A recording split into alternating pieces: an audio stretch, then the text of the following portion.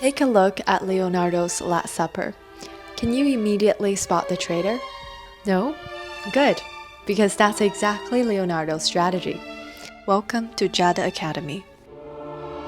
Let's backtrack a little bit and take a look at the story.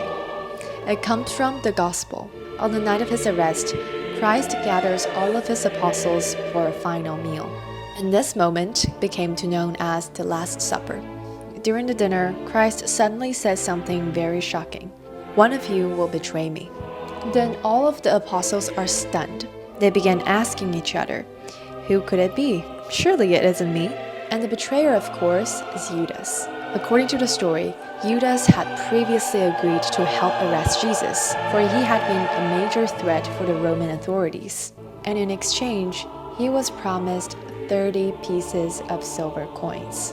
Later that night, Jesus and the apostles would come out to the garden where the Roman soldiers would have been hiding and waiting. And since they didn't know what Jesus looked like, Judas would identify him by greeting him with a kiss.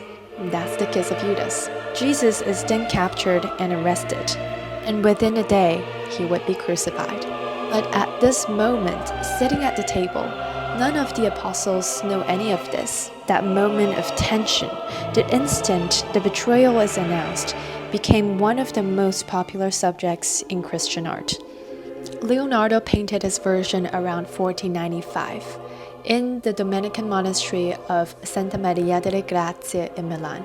It was painted directly onto the wall of the monks' dining hall, the refectory, where they would gather and eat. So while they were having their meals, they're at the same time looking at the most famous meal in Christian history.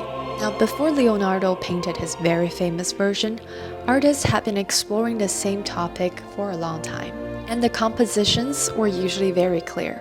Christ and the apostles sit on one side of the table, but Judas is separated.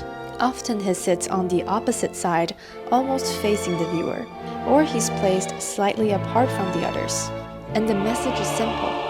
Everybody at the table belongs together, except for Judas. The traitor is visibly isolated, and you can immediately identify him. And Leonardo does something completely different. Judas sits amongst the others, just like everyone else. You can't immediately see who the betrayer is, and some of them are acting very suspicious. They sit in groups, turning toward Christ, arguing, questioning, reacting to his words. But if you look close enough, what exposed to Judas is the bag of coins that he's grasping with his right hand. By placing Judas amongst the others, Leonardo invites the viewers to experience the tension of the moment. At this exact second, no one at the table knows who the traitor is. The composition makes us feel that uncertainty, and that's why Leonardo's Last Supper feels so alive.